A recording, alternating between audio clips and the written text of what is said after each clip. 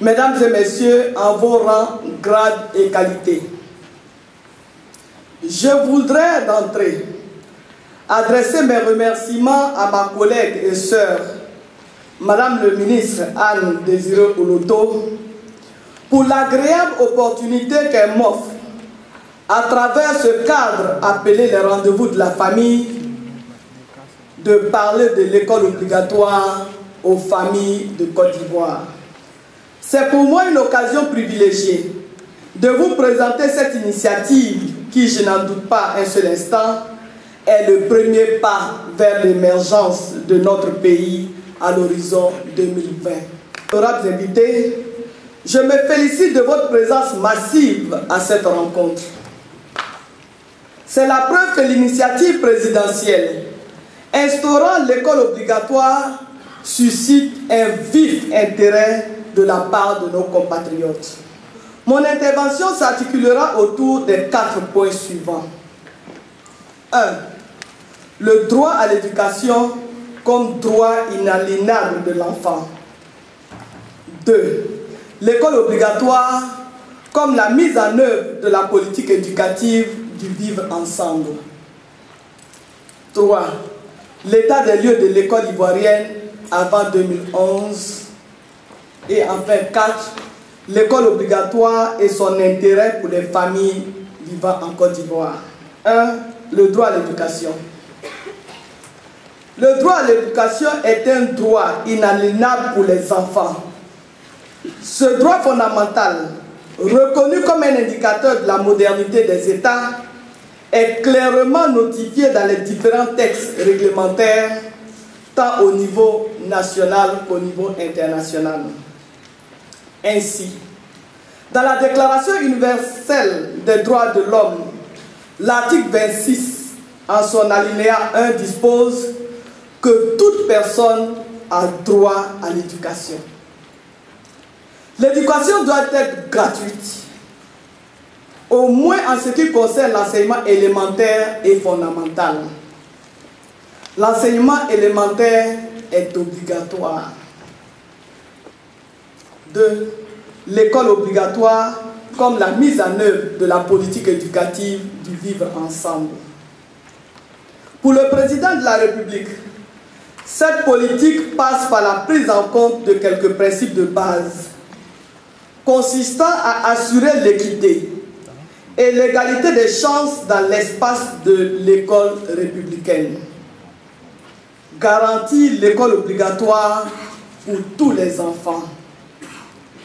Réaliser la scolarisation universelle, c'est-à-dire la scolarisation à 100% selon les recommandations des objectifs du millénaire pour le développement.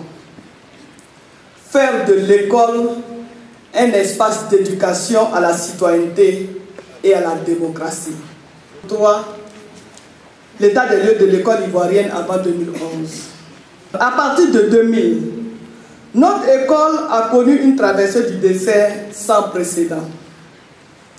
Pendant plus de 10 ans, tous les indicateurs de notre système éducatif témoignaient d'une véritable zone de turbulence. Tous les indicateurs étaient au rouge. Le diagnostic du système éducatif national fait en 2009 confirme cette mauvaise santé de l'école ivoirienne, caractérisée par le nombre insuffisant d'infrastructures et l'état de dégradation avancée de l'existant. Le déficit en enseignants au primaire et au secondaire. L'insuffisance de matériel didactique et pédagogique. L'insuffisance de matériel roulant. Les grèves intempestives des élèves et des enseignants. La violence à l'école du fait de certaines associations estudiantines. En conséquence, l'échec scolaire était devenu endémique en raison du cadre physique de la formation devenu inadéquat, d'un environnement moral malsain, de la démotivation des enseignants et de la baisse drastique du niveau des élèves. C'est ainsi qu'à l'évaluation conduite en 2009, par le programme d'analyse des systèmes éducatifs de la Confémen, appelé PASEC, sur l'ensemble des pays de la francophonie, la Côte d'Ivoire a été classée en dernière position en 2009. Quelles améliorations ont-elles été apportées depuis 2011? 4 mesures pour la réhabilitation de l'école ivoirienne. Dès l'accession de son Excellence, M. Alassane Ouattara, au pouvoir, son gouvernement met en place un véritable plan Marshall pour réinstaller notre système éducatif dans ses fondamentaux en améliorant l'accès et la qualité par l'initiation de vastes programmes de réhabilitation et de construction d'infrastructures scolaires, de recrutement massif d'enseignants et de la distribution des kits et de manuels scolaires de façon gratuite. De 2011 à ce jour, le sous-secteur de l'éducation nationale et de l'enseignement technique a bénéficié de financements importants dans le cadre du programme présidentiel d'urgence appelé PPU et de divers autres projets financés par des partenaires. Les retombées de ces actions sont nombreuses. Il s'agit de l'amélioration significative du taux brut de scolarisation qui est passé de 79% en 2010 à 95,50% en 2015, soit un bond d'environ 16 points. L'évolution des résultats aux examens à grand tirage en sont également un témoignage, et tout à l'heure, on vous les a donnés. Mais chez nous, on dit que la répétition est une vertu. Donc c'est ainsi que nous sommes passés de 58,79% en 2011 à un taux de réussite au CEP de 82,12% en 2015. Au BEPC, le taux de réussite est passé de 16,88% à 58,62%. Quant au baccalauréat, le taux est passé de 20,25% à 39,66% sur la même période.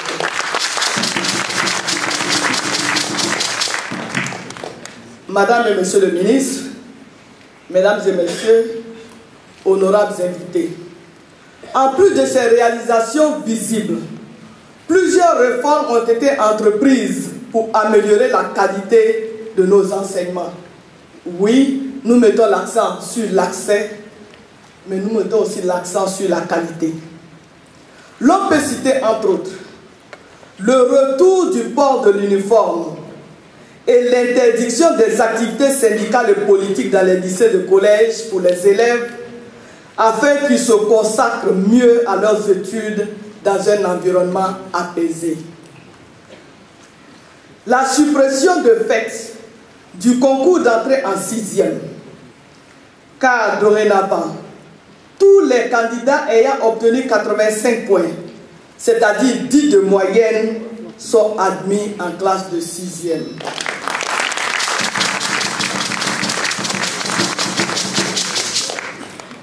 La réforme des collèges, avec l'instauration du projet collège de proximité, donc la construction de collèges de proximité. La formation des instituteurs à distance. Le renforcement des capacités des enseignants du public comme du privé. L'enseignement des TIC à l'école. L'introduction de l'éducation aux droits humains et à la citoyenneté et EDIC dans les programmes de formation, c'est-à-dire l'éducation civique et morale et l'éducation aux droits humains et à la citoyenneté. L'introduction de l'entrepreneuriat et de l'éducation financière à l'école. Tout à l'heure, certains de mes collaborateurs que vous voyez assis derrière viendront donner des précisions. Toutes ces actions ont été entreprises par son Excellence, Monsieur le Président de la République et son gouvernement, pour améliorer la qualité de la formation de nos enfants et préparer notre pays à aller vers la scolarisation obligatoire pour aboutir à l'émergence de la Côte d'Ivoire. Mais que renferme la notion de scolarisation obligatoire et quels en sont les avantages? L'école obligatoire et ses avantages. Qu'est-ce que l'école obligatoire?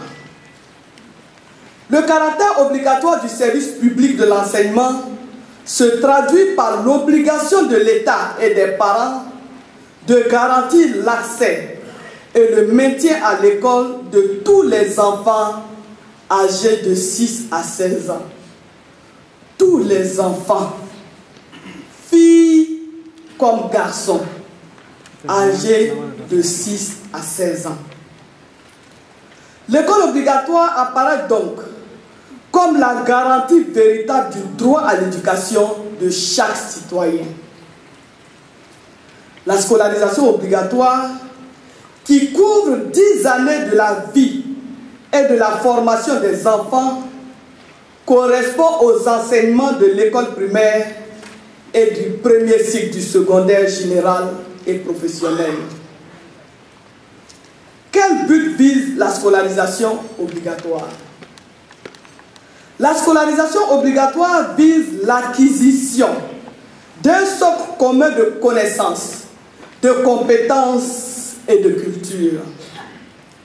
Ce socle commun doit permettre la poursuite des études, la construction d'un avenir personnel et professionnel et la préparation à l'exercice de la citoyenneté. L'école obligatoire doit permettre aux enfants d'avoir des connaissances et des compétences dont ils ont besoin pour obtenir un emploi. Mais quelles sont les conditions à satisfaire pour réussir le projet école obligatoire? La scolarisation obligatoire exige pour l'État de prendre la loi, les décrets, les arrêtés et toutes les dispositions permettant la mise en œuvre de la mesure, de construire et d'équiper des infrastructures scolaires en nombre suffisant, de recruter les ressources humaines en nombre suffisant, de mobiliser les ressources financières, d'assurer l'application effective des mesures de la politique de gratuité de l'école par la distribution de kits et de manuels scolaires et l'ouverture de cantines scolaires dans les écoles. Pour les parents, c'est-à-dire les familles que vous êtes, la déclaration systématique à l'état civil de tous les enfants, filles comme garçons. Je voudrais rappeler ici qu'en 2012-2013, on comptait plus de 740 000 enfants sans extrait de naissance. Cette année 2014-2015, nous avons dans le système éducatif, c'est-à-dire dans le système scolaire, 1 043 450 élèves sans extrait de naissance. Je suis heureux d'entendre les familles pousser ces Oui, mesdames et messieurs, chers parents, c'est ça la réalité.